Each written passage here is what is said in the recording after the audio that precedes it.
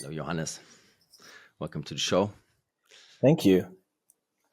So, yeah, Took us some time to get together, but yeah, good things last. just a couple of weeks, and I think you're in Gstaad now, and probably got a lot to do with Zurich, and those places are quite special in comparison to the rest of Europe. So, what would you say? How did you grow up? Like, how was that? That understanding that you're probably in a different place. Did you ever have that, or did that just come up later on? That surrounding that you were in is kind of different from the rest of even Europe. You mean Switzerland? Yeah, like like the places that you grew up in. Well, I grew up in Austria for the first 13 years of my life until I went to boarding school, Okay. where we have a mutual friend. And Yes. I mean, what you just asked is a good question. So the thing is, where I went to school was insanely special. But as teenagers and little spoiled brats, we didn't really realize it, Only now when we go back, we see like, wow, how privileged it was to grow up in such a beautiful surrounding of Lake Constance and the area of our boarding school, and being so, yeah, kind of almost like protected from the outside world, like a little bubble or big bubble. And yeah, that's the same thing with Switzerland today, like Switzerland is a bit of an island in Europe. And if you could see the view that I have right here, it's just fairy tale land, it's incredible. So it is really a huge privilege. Yeah, for sure. When did you then understand that what you've been taught is not how the world works? Because I know like boarding school, it's surely it's a good level of education, but it's still it's so far from the truth, right? In many Wow, ways. that's a great question. I'm not sure I'm actually, I think I'm still learning that. Okay. But wow. So listen, so to be very honest, it's not something I shared often because I'm always almost a bit like, not ashamed, but it's like, so I lived in that very same bubble until I think I was 24, 25, until I went to acting school. And that is the first time in my life that I was exposed to like different realities and different viewpoints and different people that did not go to my boarding school of, where like, that type of thing. And that was interesting. That kind of popped the bubble I was in. So, yeah. So it took you a while. Yeah. And yeah, because it's to me, because I thought about that, and I think I understand a bit, where you come from in that sense. But then it's interesting to me, that you have that switch that you want to work with people, that you want to work with, people that need help, and somatic trauma, that kind of field is probably the opposite of those 25 years that you lived in. But when did that switch come about? Like, what was that Well, journey to get there? well, I'm still reflecting. I'm turning 40 this year, and I'm still reflecting about my life journey and how it evolved and the decisions I took. And definitely, the biggest turning point in my life that has that caused all of that, what you just said, was my accident with and the near death experience at the age of 19. That changed everything, because then you got to understand this happened at the brink of just coming out of school.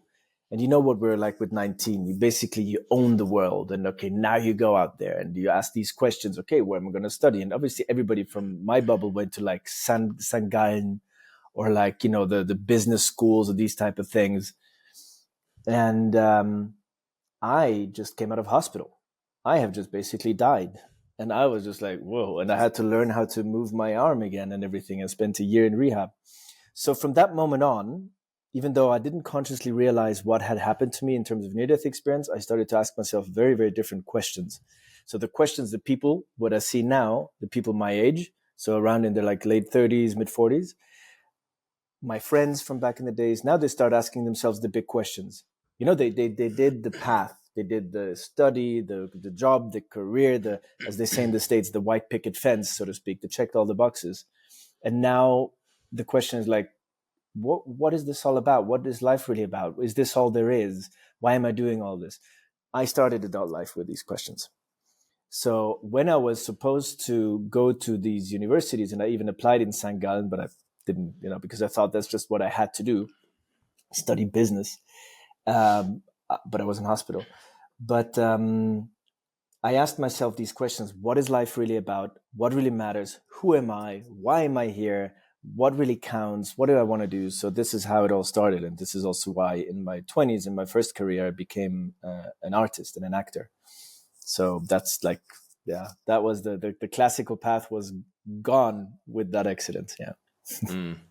Yeah, very interesting. I mean, it's usually pain, right? And something that surrounds like that whole sphere that makes us question, if we're on the right path or not, right? Like, same with me, but with me, it was in my late 20s. So I basically, had 10 more years of that phase that, I should have probably stopped in my, early 20s, but it's just to say something it's about just that, part it's of an the game, interesting right? decision. I think, because here's something that, I see so many people, and maybe you know that too. We have so many friends, and yes, certain people took decisions that I'm glad I didn't take, so I don't regret my life path. But also, sometimes it's also good, I think, sometimes to go that route, and then as long as there comes a turnaround at some point, and you start to wake up to who you really are and to your truth. But to be, in all honesty, just a whole life, like starting from 19, a whole life being on the spiritual quest and asking yourself the big questions is also not easy. It's also not like all amazing and flowers and roses and enlightenment. It's tough. And because you're different, you're weird. Remember when you're 30, like all my friends started to be like super successful and having money and like the careers, and basically I was broke. So, it's like, the fuck am I doing with my life? So I did ask myself these questions, because I'm still part of a society that is wired a certain way. I'm not living in a whatever, like a tent or a community where people like live a very different type of life. I wish, but I guess unfortunately society doesn't yet work that way. So I'm kind of waiting for a big shift when things change. But for now, it hasn't happened. That's all part of the game, right? Like, didn't mean to say that I would prefer it any other way, because it just doesn't work like that. You have to make those mistakes, you have to make those experiences, and you have to live through those experiences in order to be the person that you are, right? And I would have never, gotten to where I am right now without all that shit that happened to me in my 20s, especially in my late 20s. No chance, I would have I wouldn't have this podcast, I wouldn't have, like basically closed all the stuff that I was doing, company wise, and like all that transactional stuff that I was doing, like, going the different route now, and like actually looking for real connection, real conversations with people, doing something that probably, helps the world in a positive way. And, especially with children, you think about that stuff, right? You should think about that stuff, I think, in a different way, because then you already, you're thinking for the next generation. It's not so much about you anymore. Right. And that's kind of when the perspective like shifts in a major way. At least, it didn't shift that much, let's say, because I was always like, I think, looking from a bird's eye view in terms of geopolitics and stuff like that. And which was difficult for me, because then I always thought, I didn't want to have kids, because I saw that crap that went on. I'm like, shit, there's no point in like putting kids into this world, like you cannot change anything. So that was, that shift where I said, okay, clean my life up, and now, I work for the greater cause, let's say, right? Like, and with children, that's basically the next generation, right? Because that only there we can change anything. We cannot change anything with the grown-ups. I mean, you know it, right? Like, only if people actually want to change themselves, they come to you, right? And and that takes a lot of suffering. Exactly. And then you can work with them, but like, you will never change an opinion of somebody else or change that other person. Otherwise, like, it's impossible. No, unfortunately not. Yeah.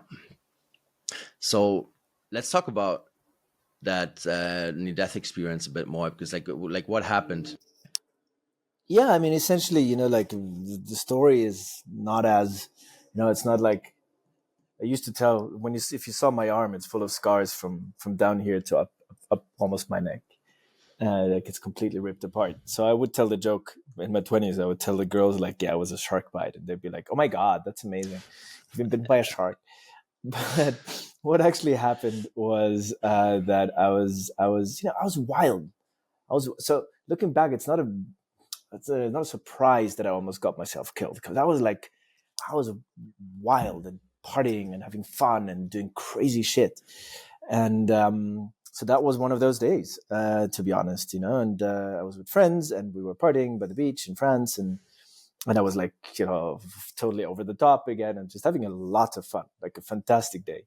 And then I came home and we were getting ready for the night, and I was with I have my oldest sister's children that I kind of basically grew up with a bit. So they were like always my little brothers that I never had. So I was kind of, because we're almost the same age. They're like in the late 20s, 30s. So yeah, we were running around playing, like fighting, like boy stuff, pool, in and out, and then in the course of this boyish, where people say, take it easy or someone's going to cry. I think even somebody said that, one of my sisters, and basically I ran after him, and then I just slipped and I fell through a window, like a, window pane, a small, like, window pane in France, with like, not like solid German or Swiss glass, but like, glass like a wine glass that just breaks and like it rips everything apart. So and I fell through that window and I hit the door frame and I fell out again, and that just completely ripped apart basically almost cut off my hand from the one side with ligaments and everything. The main artery cut through 1, 2, 3, I think 3 times or more, and even here. So it was quite nasty. Very bloody. Really, really, really, really, yeah, not nice. Not a nice sight. And this is obviously fills the podcast, but then what happened is that I realized I had to do something. So, but like everybody was screaming and running away. So I was like, okay, fuck. I told my friend, like, listen, to close my arm here, because I was in fire brigade in boarding school. So I was kind of trained in first aid and all this stuff. And like, close my arm right here, close the artery. I got to go to the phone. So, and on my way to the phone, this was pre-smartphone days. There was still like the thing you pick up and you dial. And obviously I was in shock. I dialed 911, which doesn't help. And then I started already to pass out and collapse. And luckily somebody who was with us, working with us, he saved my life, because he was the person who delegated and who stayed calm. Said, listen, you run to my room, there's a belt, you run to the kitchen, get like some cloth, you stop screaming and try and get help, you call an ambulance. And they sat me on a chair and tried to, keep me up and awake, and I started passing out. The interesting thing is, so this near-death experience, I explain it twice, like twofold, because on the one hand, before you actually die, you're facing with the fear of death. So realizing, and it's different than, like hiking somewhere and you almost fall off a cliff and you're like, ooh, I almost died. As when you sit there and you bleed out like a pig and you realize, I'm dying now. That it is happening right now, and there's nothing I can do. That's so intense. That's such and it still comes back to me sometimes, this feeling, like when I go into journeys or in breathwork or in ceremony, or, that just complete and utter helplessness. In German word, this ausgeliefert sein. You're just completely, there's nothing you can do. And you're dying. So that's tough. That's really tough. That's an enormous fear. And like this, no, I don't want, but there's nothing you can do. So like death comes upon you like this scary big thing. And I said goodbye. I realized, okay, I got to say goodbye now. So I had this moment of clarity, like, this is it. I am dying. So, okay, now or never. And I summoned my sister and I apologized. I asked her to tell my parents that I love them and that I'm sorry that I fucked this up. Literally, I apologized for dying. And then I passed out and I was gone. And so very dramatic.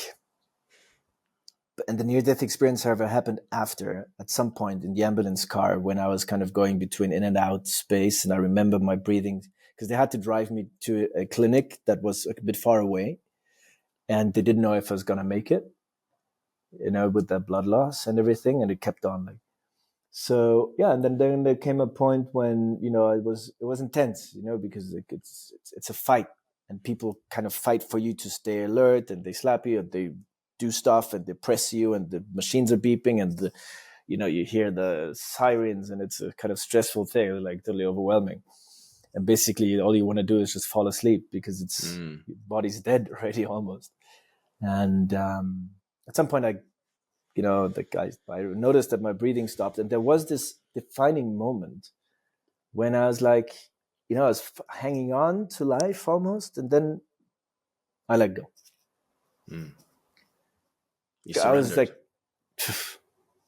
and that was the moment when I came out, like when I literally, like, you know, I came out of this body, and I saw this whole thing, and the ambulance car went out, and I saw the ambulance car, and the flashing blue light, and the pine trees, and instantly I was engulfed in this deep sense of peace and love that is just indescribable with words. You know, like words and the way we describe it, just don't do it justice. You cannot describe it.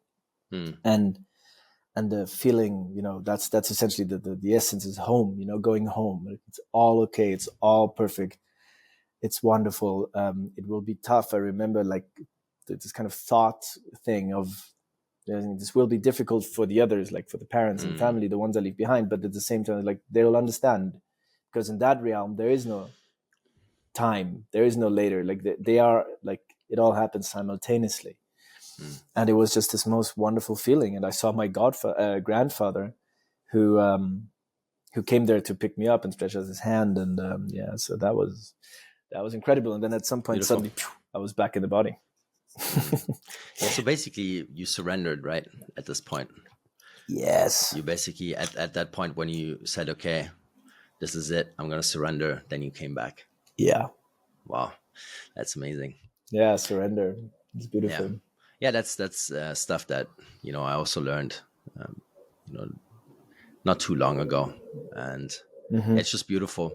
Like every time you think you have to, you know, hang on to something, and you just, you know, like really try hard, and then, Yeah. you know, it's just like, just from an energetic standpoint, it's just not going to work out that way, right? It's such a big lesson. It's really like, not only when you die, but like, as you said, like in any, it's Yeah. just how it works. We're hanging on to stuff, and the ego produces this like huge fear of what might happen, which is an illusion, but it's so real. And when you really surrender and let go, you realize it's all fine. Yeah. But that's like the journey of life, you know. Still, Yeah. it's not like Yeah, totally. yeah. Yeah, when my second son was born, you know, I had that moment, and it was like also like a major, you know, situation in terms of, you know, stress, and, you know, doctors overreacting, and me trying to be the most calm person in the room, because I kind of had to mediate, you know, because they, you know, they already wanted to go to the you know, do the C-section, all that kind of stuff, right? And it's basically, I said before I was gonna go in there, I said, okay, I'm gonna surrender to this, you know, gonna leave it up to, you know, the Most High, and it all worked out fine, right? And that's just the way it is. I think if we surrender more, you know, life is gonna, you know, deliver, and Yeah. we're gonna be on the right path eventually, right? And but yeah, it's a difficult one, you know. I also had that near death experience, but with me it was different, you know. Like I should have been dead, but I didn't die in an accident. And, you know, I basically woke up after the accident, and I'm like, okay, No. Wow. how the fuck am I still here? Like, so Wow. it was a bit different. And, but that also taught me, okay, you know, my time is not up here, right? Yeah, right. There's still stuff to do, you know. And that was kind of, yeah, probably the beginning of me changing, you know, and changing my lifestyle, and, you know, changing my environment, and changing the way I view the world. And because, yeah, it's a special one, you know, once you've gone through that, and once you know, you've seen, okay, health is kind of the basis of it. I'm alive, right? Why am I doing anything that doesn't mean anything to me? Why do I spend time with that? Yeah. Yeah. That's the thing. Like meaning, the meaning becomes very, very, very important in everything you do, and what you like. Everything else is like secondary. Yeah. But I mean, this is at least my experience. But maybe also this is me, or the ego still holding on to some kind of old whatever conditioning. But I finding myself in the society that we live in, like as a whole, it's it's sometimes, this, even though there are moments of like the beauty of, if you really wake up to the fact that this is also heaven on earth, and it's a frequency, and it's not like, because I always thought I have to die again to experience utter peace and bliss, but that's not true. You can experience it right here. That's the teaching of Jesus, basically, who mastered this. But yeah, sometimes, like when this is it's essentially, that's a trauma. We have a specific trauma category for this type of thing, people who left the body and came back. Because when you experience oneness and all this, and you come back into the confinements of a body and the world of duality, where there is like light and shadow, and people are mean, and like there's all this stuff, how we deal with each other as human beings, and we're not always nice with each other. I think it has really, really, really, maybe I was always like this, or like it brought me back to huge sensitivity. I'm incredibly sensitive to like meanness, or like it's horrible, which is a result that I live very almost isolated in the mountains, because I don't think I'm even capable anymore to being part of the tough city life and all that, to be honest. I don't even think it's tough. I think it's just full with distractions, right? And once you have a problem with distractions, because it takes you away from, let's say, your oneness, right? Like how you just described, then you just don't want to tolerate it, because like every cell in your body wants to go the other way. That's very true. Right. That's very true. Like I thought about this a lot, because like, I as well, I moved from the city, to the ocean, and here during the winter, there's like 2,000 people on the island. Right. And, wow. And it's very secluded, and I basically left everything, like overnight. Kind of, we decided, okay, I went with my family, right, and we moved. Beautiful. And it's often you think about, okay, is this the right thing to do? And then I'm 100% certain it is, right? Because like, why would you be in an environment that distracts you all the time from like being yourself? Very good question. Right. And it's just because everybody wants to be in the city, and they want to, do that lifestyle. Like, it's fine. I'm not judging. Right. But like, it's just not for me anymore. Yeah. I lived in London, I know how it is, like, to basically be, up, 24/7, and like go out on a Wednesday, and then like have the first pint on for lunch. Like, I know what that is. And then like, I did it, and it's fine. And I did it a lot, and probably way too much. And now it's not the time anymore, right? So totally. It's just the way it is, right? But like, that's beautiful. So, because I also thought that about that a lot. Like, a lot of people that start this journey, and then they have their first plant medicine probably way too early, and then they feel this oneness, maybe, or they they think they can grasp it, and then they go all the time, right? They do it like once a month, every couple months, and they never integrate fully. That's a big mistake I made as well.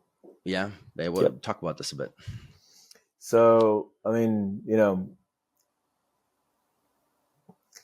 I start to realize that all the decisions and everything that happened in my life, and everything that went on in my life, and stuff with my family and everything, at some point it makes sense to like, of course this is what I'm doing. Of course I work with trauma. Of course, I became a psychedelic therapist. Of course I, work with that stuff. But I've had so many teachings, let's put it this way, where things that went like south. So in terms of psychedelics, I got into the plant medicine space, I think it was 28. And then of course, because somebody said like, look, this is the closest you can get to what you've experienced in the near-death thing. I was like, oh, okay, let's go. Yeah. But still, it doesn't get close. Nothing gets close. But I did these mistakes. I did a lot of ceremony and a lot of ayahuasca, and like, and not so much integration, because I wasn't taught, nobody told me. This was like, 12 years ago or something. It wasn't that, it was really on the ground. And more and more ceremony, and really more ceremony is not always the answer. So the problem with this, what you just said, many people are going like every month or every weekend even, it's crazy, is so, I mean, there's many angles we can talk about this, but mostly is like without integration, then you have these experiences, and then what the ego does, this cunning little fucker, is that it grasps the experience you have and it can make a concept out of it. And then this whole thing becomes a mental concept as opposed to an embodied experience. And then the ego becomes spiritual. And you think, oh, because I've experienced this and and you know, like I've drank 25 times ayahuasca, so I'm more elevated than others and people who.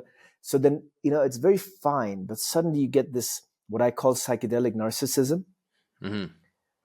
And this spiritual elitism of being like better than or other than, and that's a very tricky one. And I fell for that. I definitely fell for that, which is not cool. And it definitely blew up in my face badly because, you know, you think, oh, and there's so many people, you just got to go to Ibiza or Tulum, you know, they all run around there thinking, you know, all these people who are like, and sometimes the intention is good because they think they're healing. That's what I thought. Oh, you know, I'm purging all the time and I'm taking all this stuff and the medicine is healing me, you know, medicina santa, la la la la la la. But no, man, it's like, it's not like it opens a door, it can show you, but you still have to walk the way, you still have to integrate the shadow, etc. And this blew up in my face badly. I at some point ended up in a serious depression, triggered by the death of my two best friends. So there was a triggering moment. But I thought until then, like, oh, I'm so spiritual, I'm so healed. And then something tough happened outside and it just opened the floodgates to everything that was unresolved in me. All the old trauma, the stuff that I, through spiritual bypassing, you know, because that's what people do then. They go straight to the bliss bypass. You're like, oh yeah, you know, instead of working with the shadow. So this is why I am so adamant about integration. Nobody can, you know, do ceremony or private ceremony or ritual with me without integration. I just don't do it. I'm like, okay, go to someone else. It's fine. Because it's just, it's dangerous and it doesn't, it really doesn't help. And I think it's annoying, you know, it's annoying to have these people that are like I used to be, so like this spiritually special and psychedelic, like I'm so cool, I'm doing all this stuff. Yeah. So I think I've experienced all this, so I can talk about it and I can tell people, listen, be careful because this will blow up in your face. And I was in a really dark place after. It took me a long time to get out because, you know, psychedelics, they are inherently destabilizing. If people have a you know, already traumatized nervous system, it can bring them more into dissociation, but it feels like spirituality. So it's very, I don't want to say dangerous, but, you know, caution is very important and the right guidance and the right integration. And too much is not always the answer. Definitely not. So I think it's dangerous for a lot of people. I don't think it's for everyone. I just don't believe it is.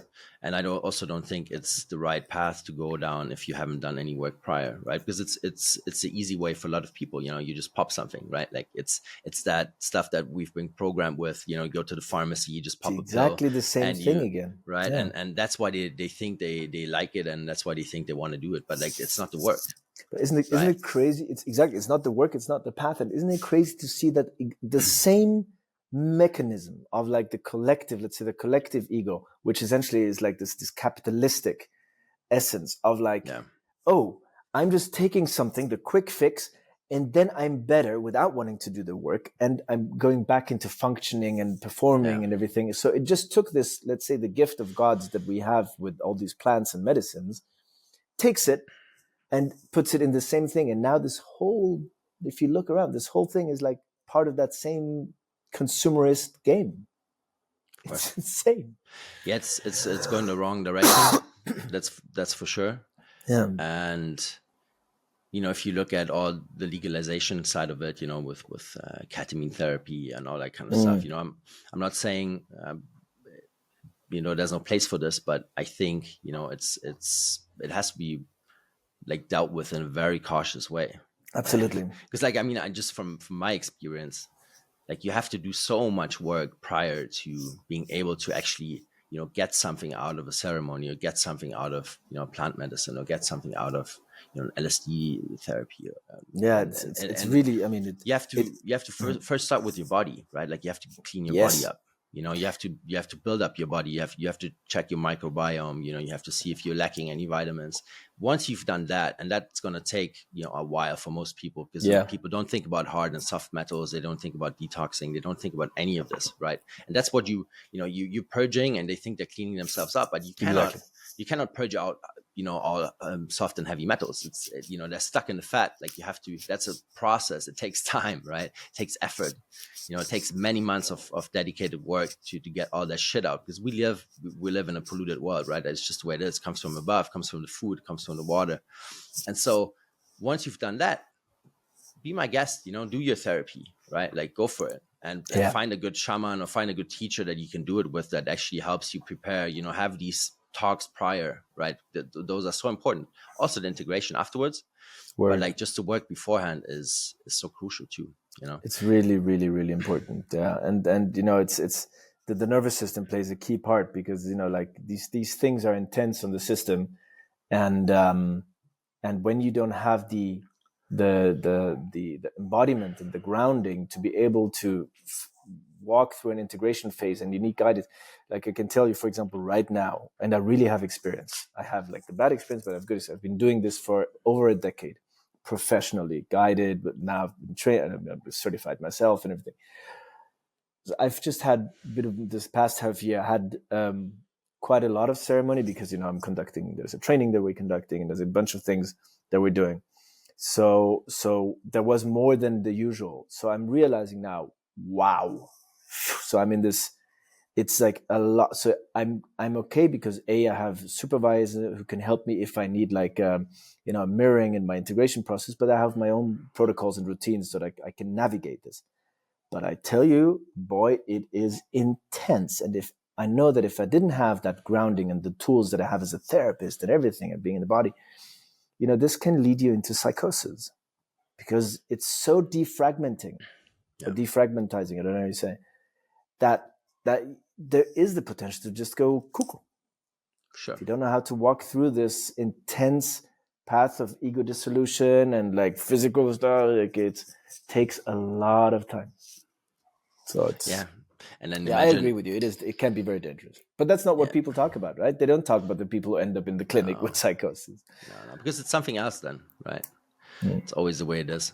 Yeah, that's why, you know, and it's always interesting when, you know, when you see that the government is pushing something, right? Like, it's the same thing with the legalization of weed, you know, in the States, for example. You know, that stuff they smoke there, it's dangerous, in my opinion. You know, if you've smoked the Cali weed before, It's and you insane. compare I can't. and you compare it to like a sun grown, you know, from Europe, like, it's night and day. It has nothing to do with that plant anymore. I can't touch that stuff. I mean, I remember it can when fuck you up.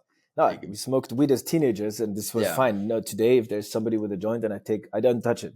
But if I take a drag, I am out for hours. It's wow. I don't know what that stuff is. I remember in my, you know, I spent some time in the States and also in LA, and I had some crazy hallucinations from edibles there, like some crazy stuff.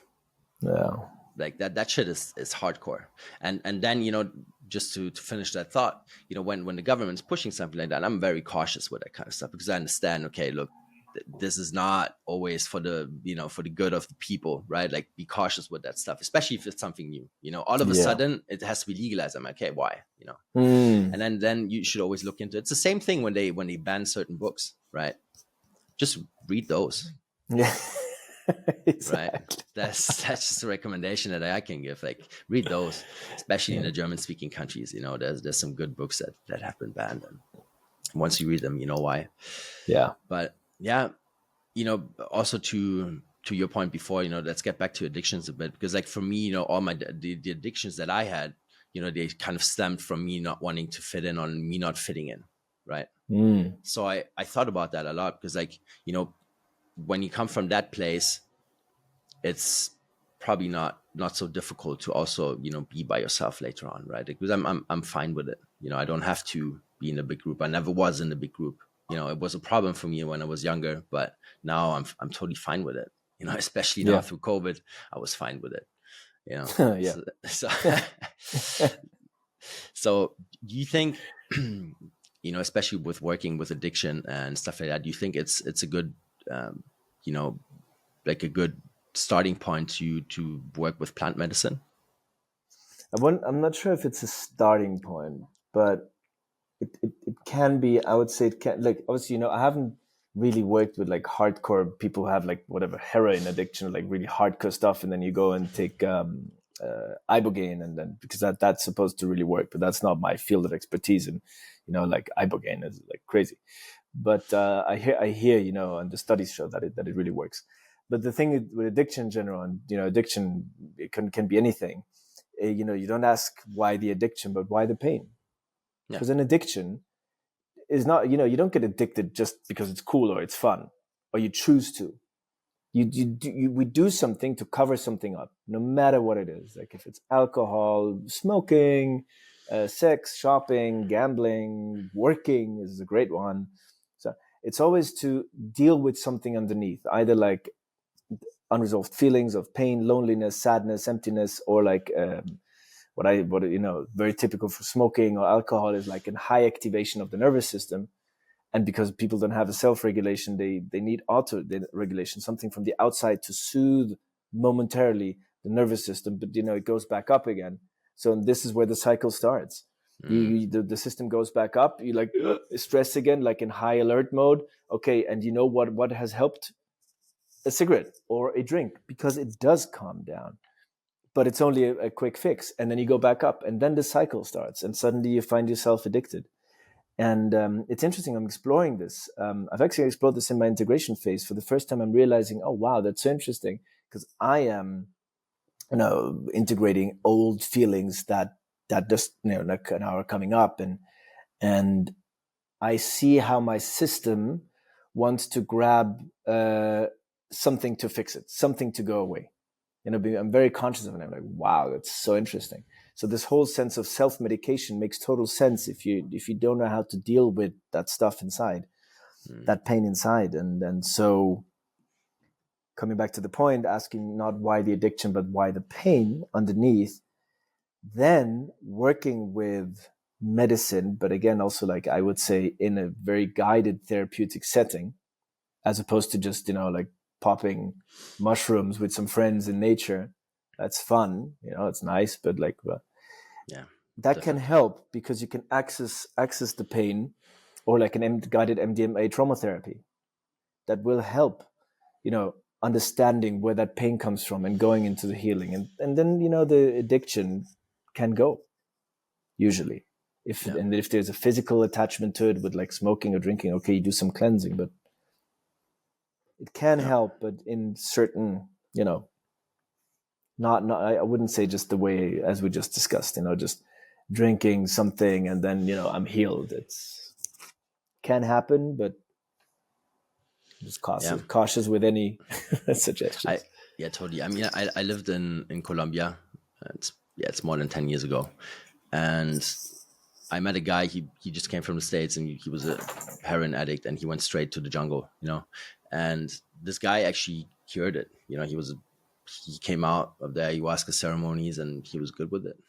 Yeah, it And totally can happen. I saw that yeah, too. but that's Yeah. very extreme, right? That's very Yes. extreme, and I don't think it's a it's a copy paste thing for anything that's not that major, right? Like I think Yeah. every other addiction has to be like taken care of in a different way, and like Yeah, and slowly. if people have major addictions and they've tried many other things, of course, and I'm saying like ayahuasca is a sacred teacher plant. It's an incredible. It's the she's the queen, of this realm. It's powerful, but again, you want to do this with caution and respect, Yeah, but yeah, she can be totally healing. Of course, this can happen. yeah, But yeah, we've discussed it. There is, people go to the jungle, but now down there, the indigenous, they're just making money of the stupid gringos. They give them some kind of, they just give them something and have them sit there, and there can be black magic, and there can be like yeah. yeah, People have to be careful with that stuff, very especially. I mean, careful. like now they're doing it, in cities in Germany, like in Berlin, you go to an apartment and Oh you have yeah, a yeah, yeah. ceremony. There's a lot of that. There's a lot of that. So that's why I spoke to one of my teacher like Gabor Mate, but we had a chat about addiction and Yeah. ayahuasca, and he works in this place called, I think, the Temple of the Way of Light, which is a Mm, very legit place. yeah. I haven't been there, and I have, don't feel the calling to go, but there are places that are legit with the people that are really doing the work, and you just got to be very, very, very, very careful. Yeah, I learned so much from him in regards to, you know, children and parenting. He's Yeah. such a wise man. It's crazy. Yeah, he's been through a lot as well. Like also my other teacher, Peter Levine, he just, he released his new book about his biography. I haven't read it yet, but I just, heard from some people how honest his account is on, like, how, yeah, his pain and his story and his troubles. Because we sometimes tend to see there are these people like Gabor or Peter, like the people that we look up to as the healers or the gurus or whatever. I mean, these are people who've had. There's a reason they became what they became. Like also one of my other teachers, Marianne, said the trauma or therapists are not born; they're made. Yeah. Yeah, I talked to this about my wife yesterday, actually, and I just said to her as well, like, I don't think anyone that I work with that was really good didn't have, you know, like that hard kind of time in his life, right? Or that turning point, or something similar to what I experienced as well. You know, like it is really often that way, right? That you're made this way.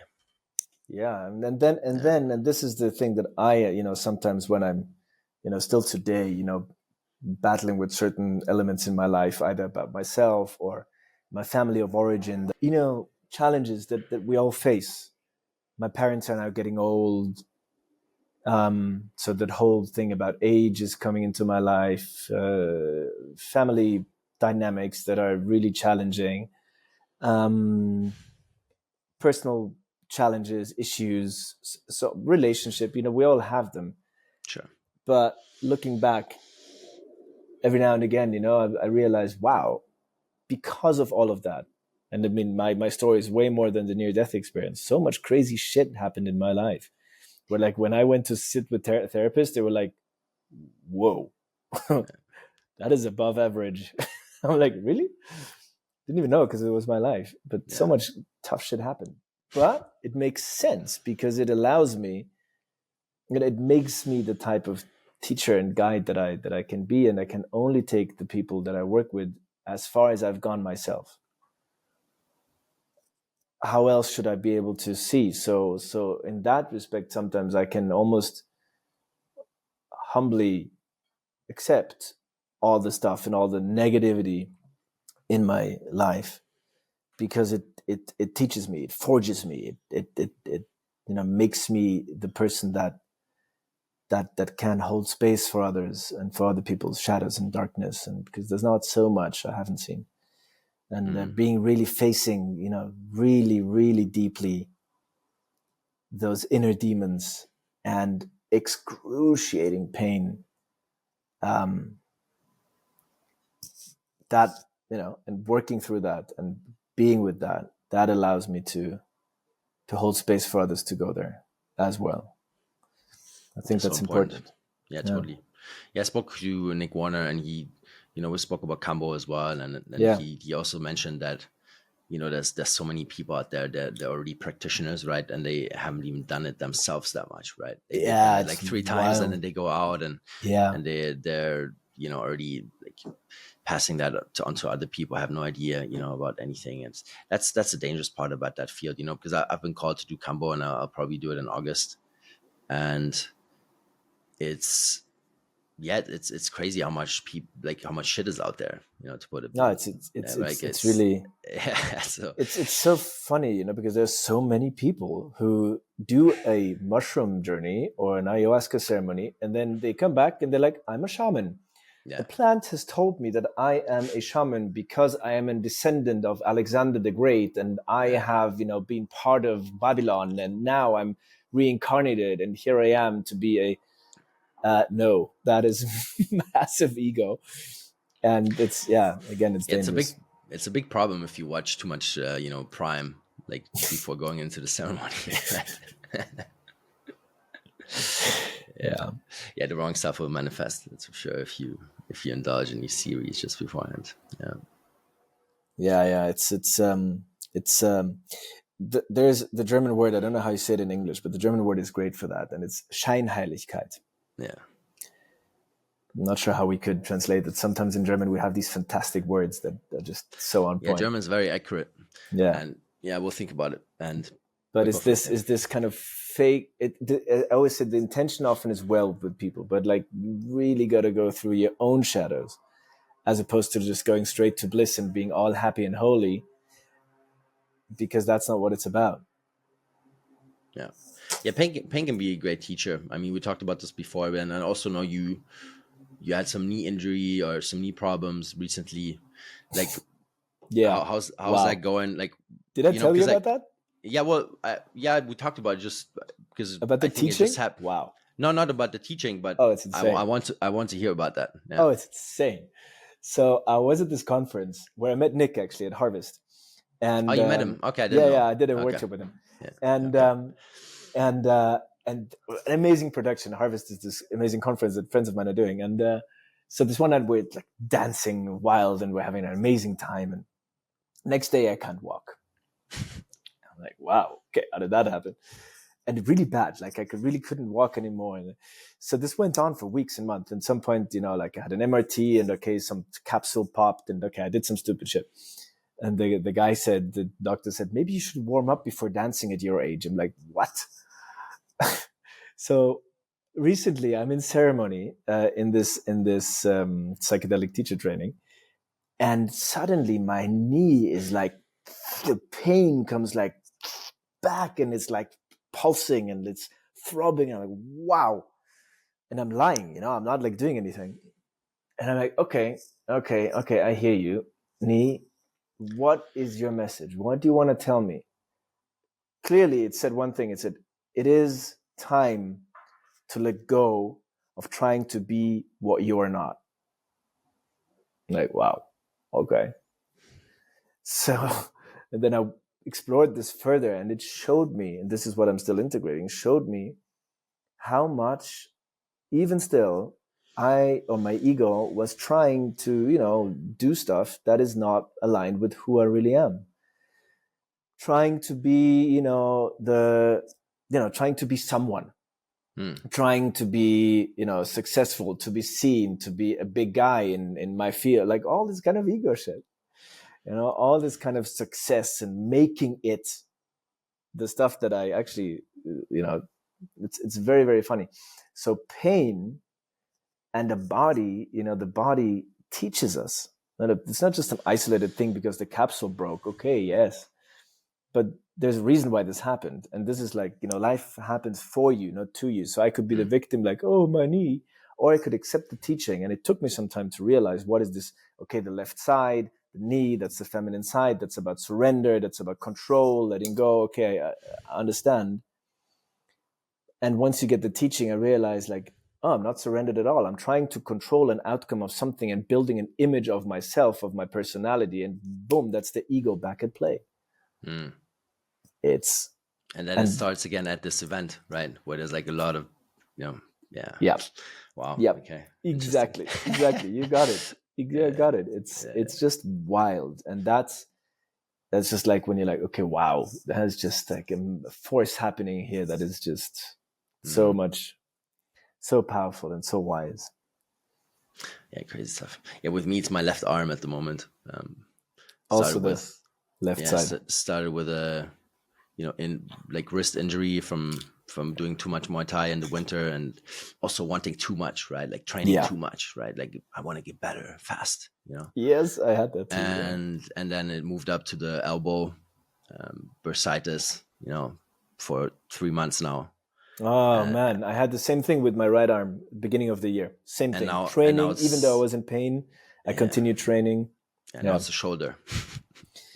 So the left side. So here's something interesting that one of my friends and brothers, Manesh, who's a shaman, and we were like doing a vision quest recently, and there was another shaman, and there was me, and we all had our stories with our left arm. So I had my story, the accident story with the left arm. The other shaman has been bitten and eaten by a crocodile on his left arm. Like his arm is like crazy.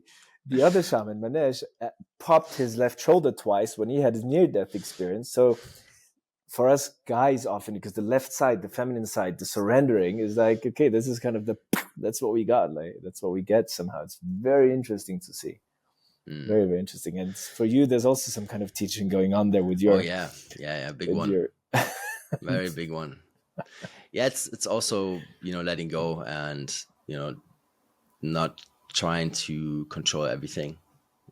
I have all these plans, right, and the projects, and tell me everything about has it. to work out in a way. Now I have kids. Now it has to work out even more, right? Yeah. Wow, huh? It's funny there's how a it lot comes of through. stuff there. It comes through the back door always again, like even though you are aware and you're doing all the work and you really, you have already a lot of wisdom, and still these patterns, they just come back and they grasp it, and here you find yourself again. And we don't get it until we get a wake-up call. Yeah, totally. It's funny. Yeah, it's going to be an interesting summer. I feel already, especially, with the frog medicine. I think it's gonna work through some interesting stuff. Beautiful. Yeah. But yeah, what is trauma to you actually? Like if you just boil it down. Oh, wow. Here's something I like to say. I say trauma is my kink. I, somehow in this field, I just love this stuff. It's just so fascinating. And having studied, somatic experiencing with Peter and Urs, my teachers in Zurich, Peter, who's the founder of somatic experiencing and kind of the godfather of trauma, also the teacher of Gabor. Studying this was, I think, the most fascinating thing I've done. And trauma, what is trauma? Of course, it's definitely a very misunderstood, belittled, and untreated cause of human suffering, which is a quote of Peter. But it is a part of human life. So one of my mission kind of is breaking that stigma and teaching trauma, but I'm teaching it through the back door. I'm like, I'm not talking, I'm talking more about the nervous system, which is, dysregulated nervous system is trauma. That's what it is. And it is trauma essentially is caused by events that are overwhelming and too much to cope with. And they leave an imprint in our system. And that can be highly subjective because it can't be objective, because what can be traumatic for you can be a walk in the park for me. So, and this depends on how our system is the constituency of our system. How have we learned to cope? How have we learned to self-regulate? So again, that kind of initial, what sets the stage a little bit to how resilient we are, if we lack in childhood an attuned and safe environment of learning self-regulation through co-regulation, which already is a trauma, has the potential to cause more trauma, because essentially trauma is what happens within you and not the event. It is always what happens within us. So for example, I give you an example, like in boarding school, and we have our friend, and when, we had this plane crash, right? The plane crash in Überlingen, and when those planes went down, the horrible thing. Don't know. A horrible thing. Like the biggest, those two planes crashed right above our school. We heard it. We saw this whole burning sky coming down. 100 people dead, 50 children, everybody scattered around everywhere. Like really, really bad. And we were in fire brigade, so we were there first people on the site, first responders, the whole night. And we saw first of all, we saw those planes coming down, and then being there in service the whole night, we saw some really nasty stuff. And for some of us, it was, it was tough, but then after it was okay. Yeah. And for others, yours truly, it was deeply traumatizing. Stuff that I have, worked on, like still now, a couple of years back, realizing and also the way we were treated at the time 20 years ago was just not it was then state of the art, but now we know it is a complete catastrophe. We would never do that anymore. Group therapy and all that stuff. So everybody should know about trauma. That's why my mission is to make trauma healing as popular as yoga. Okay. Yeah, but it's a tough one. Because you don't just have to put on your pants and watch a sexy girl jump up and down in front of you, right? Like it's going inward, right? Yeah, it's true, but wouldn't it be? Imagine. Yeah. I want to share my vision with you. Wouldn't it be great if all the people out there had a knowledge of trauma and had a connection to the nervous system and were willing to go, as just as the sexy girls go to the yoga class, that people go and say like, okay, let me look into this and let me learn how to regulate my nervous system and let me understand what this traumatic experience caused me and how it affects my relationships. And wow, the world would be such a different place. Yeah, for sure. I mean, what the good thing is, like, if you can get people to do some breath work, you can already give them a little glimpse of what's possible, right? Just with a couple minutes of their time. Right, because like that was also like an entry point back in the day for me to change a lot of stuff. It's just breath work, because like I grew up with asthma, and breath was always a tough one for me, right? Like, it was always a restriction, right? Then ADD, ADHD, right? So Yeah. it's always these two conflicting sides working against each other. And so, yeah, breath work was major. And I think for people that have like no idea about like what we just talked about, like if you just get them, to do this for a little bit, and then like they can feel something is different, right? They can Yeah, feel, okay. working with the breath is a tricky one because the breath can again be associated to traumatic. So like, but it's an You're not a interesting. fan of it? I just had a really powerful session just recently, but it brought me so deep, and I was like, oh my God, am I happy to know how to navigate this state? Because this is like, like deep traumatic stuff that came up. So I knew how to guide and protect myself and support myself in this process. But if there is no, trauma sensitive guidance, I'm just, I'm cautious. I would be cautious because the breath is like, vroom, it goes right in. Yeah. So, but I'm keen to at some point, with, in our, from the lens of somatic experiencing and that family and world, to do some more trauma sensitive breathwork. The way I work with the breath is usually not manipulating it, but teaching people again, like actually to be just very cautious on how it is, because the body, if you just let it, regulates itself. But doing all these like can be, it's cool, but it can also, there's also the potential for a little bit of danger. Yeah, always. Yeah. Sure. Interesting. Well, what's your take on fasting? I just did it for the first time on my vision quest. Never fasted in my life before. So there suddenly I was from one day to the next, 7 days in a mountain with no food, no technology, no fire, no tools, nothing, alone. And I realized I have quite a deep connection to food. But it's interesting. It's something that I have not yet, I hear all about it and intermittent fasting and stuff. I have not yet really, it's great. And it's something I yet have to explore. I mean, personally, you just spoke about training and sports and working out. Me, I'm just trying to gain weight. And after being injured twice now for the past half year, I lost 5 kilos of mass. So fasting at some point is just really not something I'm doing. I just try to eat more because I just don't. So that's my take. No, it makes sense. Yeah. Yeah, for me it was different. Like, for me to help me focus, right? Intermittent fasting, and just not always having food in your belly. Interesting. Yeah, I guess it helps with the hyperactivity, right? Because Okay. I would always like, as soon as you eat, like you drop down, right? And then when you have a weird relationship with dopamine, you need upper all the time, right? Up. Yeah, it's interesting. Still something I will explore. I mean, I don't have such trouble to focus too much, and but, not the whole day. I have a biorhythm, and I do take breaks in the afternoon, and I do daily power naps and these kind of things.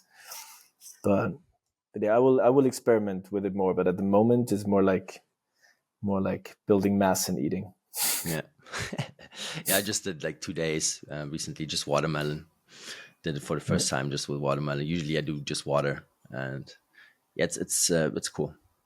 Yeah, It's just interesting. I think the religions are interesting, like Ramadan and the Catholic stuff that they do.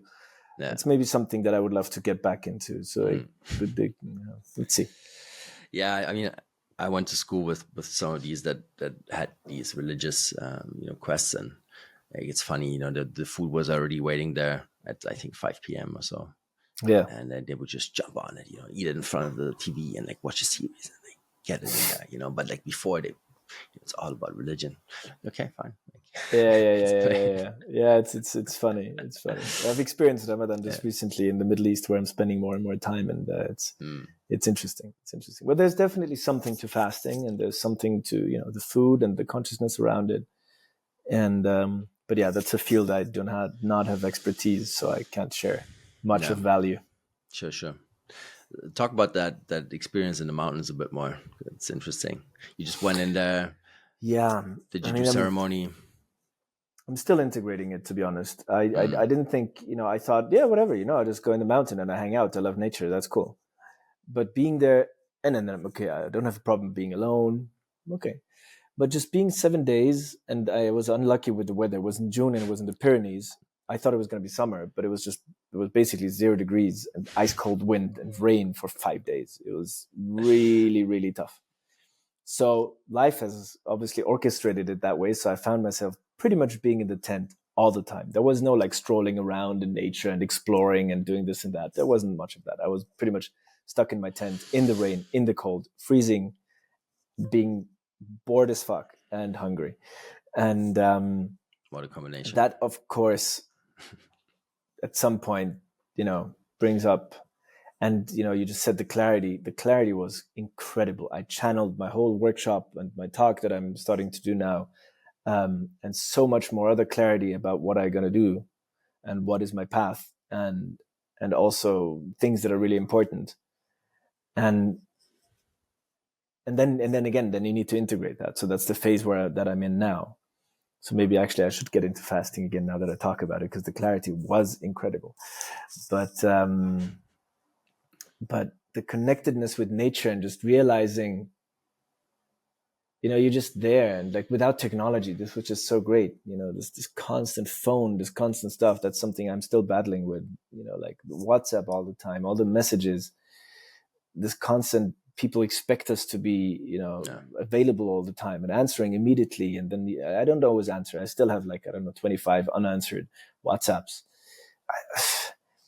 And it's not because I'm mean badly or anything, but it just, you know, how should I, and there's emails and there's Instagram and there's LinkedIn and all that stuff, to get out of that and to just see life goes on, and to drop deep into the actual truth of life and to nature, and that we are part of nature and that it's got our back.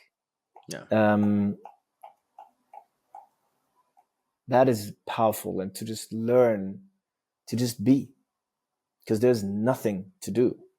And for people like us, you know, what I hear from you is that we like these doers, and we identify ourselves. I identify myself a lot with doing, and there's nothing to do and nowhere to go.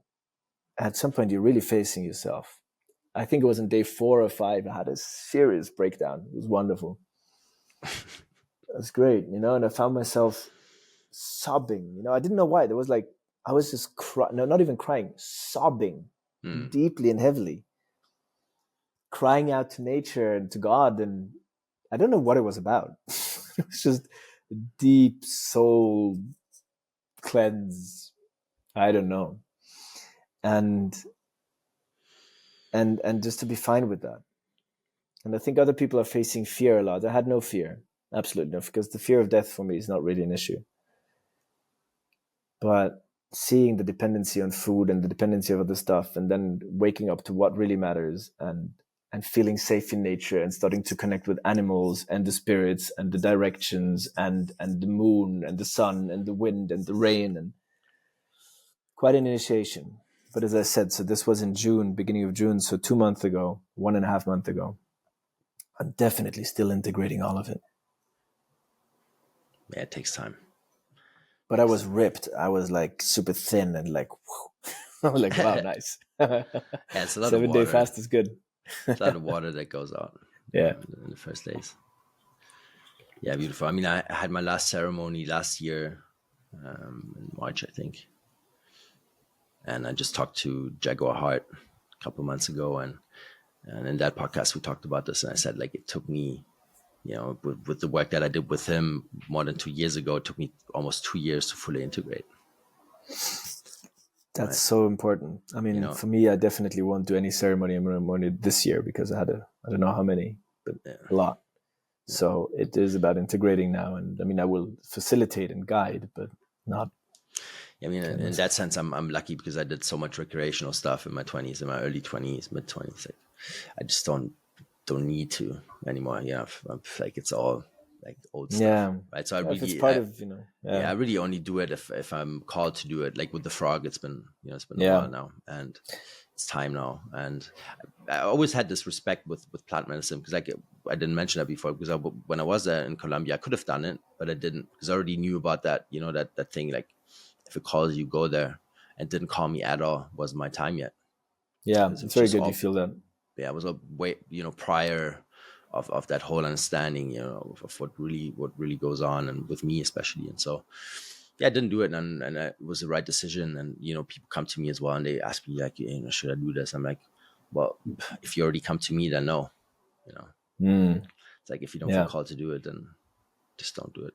It's Yeah. always the It's, right it's, decision. it's Yeah, funny that the hype around it is very, very, very, yeah, like it's very, can be, yeah, can be a tricky one because, mushrooms everywhere. Now people are taking mushrooms, they're going out and then they're yeah. like, wow, wow, wow, wow. It's just, yeah. Well, we'll see where it ends up. Yeah, it's a weird combination of we have all these frequencies out there, these 5G towers, and now they're moving all these ceremonies into the city. I don't know how that's supposed to work, with concrete under you, like you have no connection to nature. Like, Mm. how's that gonna work? Yeah. No, weird. Impossible. Yeah. Okay. Cool. Cool. What about like what's your plan, if we can name it that way, like for the next like couple months, like you want to educate more, like what's your Yeah. I mean, my personal plan is like, I'm getting a lot of lessons in life right now. Lessons in humility, as I call it in my journal. okay. Um, as I said, this whole process of integrating everything from the past half year, I was initiated as a wisdom keeper. Hmm. I had the vision quest. I had the Aya ceremony and like, I don't know, a couple of San Pedro ceremonies and other things. And so now I'm receiving a lot of teachings, a lot, a lot, a lot. And my personal, let's say, phase right now is more like grounding and definitely bringing my workout, so teaching more about the nervous system, which seems to be my mission, because this is, I can talk about it for hours. I'm super passionate about it. I'm super well trained. Somehow life has brought me to these amazing teachers, sometimes I'm like, wow, I learned from the best, and really hone in on that and create ways, as in like, the offers and products and experiences and everything I can do to bring this out into the world. So this is kind of the main goal right now, and less is more for me.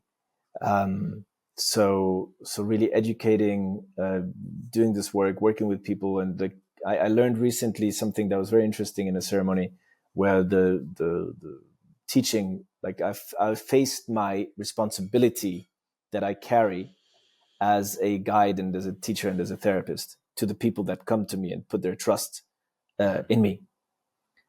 So I was really confronted with my integrity. And so that is also something that I'm like, okay, what can I stand behind in terms of experiences and things, and what is stuff where I'm like, okay, I'm not going to do this. Also with plant medicine, because people all want to do all this stuff, and I have to see like, okay, where can I be? Where's this something that I can relate to, and like I can stand behind this with my integrity, and where do I have to say no, this is not right now. So I'm going to be pretty much basing myself more or less, here in Switzerland, between Zurich and this mountain place that I have, where I do a lot of private ceremony as well, and then I'm spending time in the Middle East. So in November, I'm going to be in Saudi Arabia, and in Abu Dhabi, because there things are just opening up. There's a large curiosity about my work. I'm going to do a couple of workshops, and that's pretty much it. That's so it's a bit like more like grounded focus, routine, disciplined lifestyle, head down a little bit, and working in a calm, centered way, and integrating everything that I've opened up this past half year. Beautiful. Yeah, it's interesting that there's more going on in Saudi and in these countries, you know. Super interesting. Super interesting. Yeah, because I mean, I was in Dubai last time, 2011, I think, or 13 or so. I'm not sure, somewhere there. And yeah, it wasn't for me back then, and it's, you know, probably also won't be for me anytime soon. But that's just Dubai, you know. And yeah, it's very different. Yeah, very of course. different. I mean, the countries around that surely, you know, it's a different place. But yeah, I think there's, especially with the trajectory that we're on, you know, and as humanity, like these last couple of years, I think there's going to be a lot of, you know, people looking for this work. So you'll probably be called to all parts Likely. of this world. yeah, likely. Yeah. I mean, yeah. So especially the kids, sadly, you know, because I had nephews that were in school during COVID, and I know what it did to them. And yeah, it doesn't look good. This is really, like, we're going to see a lot of that. So this is why I'm really looking at how can I teach about the nervous system in a way, and trauma in a way that is approachable, that is relatable, that is not too, you know, therapeutic, because then people, but like still bring across the values. Some of that's at the moment what I'm exploring really is like, so I'm looking at, you know, launching this, not course, but like this guided, you know, a bit more like teaching, where people can really go through a set of exercises and tools, and to create this protocol of teaching everything about nervous system regulation and all that stuff, all the stuff that I do with my one-on-one clients in the retainer, and make this somewhat more relatable for people who do not or would not go to like a trauma therapist. But the use is for everybody. So this is kind of my plan. This is what I'm going to be launching in fall. I'm doing workshops. I'm doing a workshop at a really cool festival in Spain. It's called From Surviving to Thriving. So the whole narrative is always like, how do we get the system out of survival mode? What is survival mode? And how do we get into thriving? And what does that look like? And how can we teach tools that are, you know, not just fancy quick fixes, but like actual stuff that fosters a connection to the body and to the heart. And yeah. Perfect. Okay, where can people find you if they want to look for this type of stuff? They can find me on LinkedIn, Johannes Eisenburger. They can find me on Instagram, and they can find me on my website. We'll link websites. Websites. Okay, perfect. All right, thanks. I can give you the links after. Like each of this, you know, always guides to the same place, and then people usually connect with me, and then personally, and then we have a chat. Perfect. Thank you for your time, man. It was great. Amazing. Thank you. It was a fun conversation. Yeah, for sure. Thank you for watching this episode to the end. If you got any value out of this, please like and subscribe, or share it with a friend. This would help the channel a lot. Thank you for that, and I hope I will see you on the next one.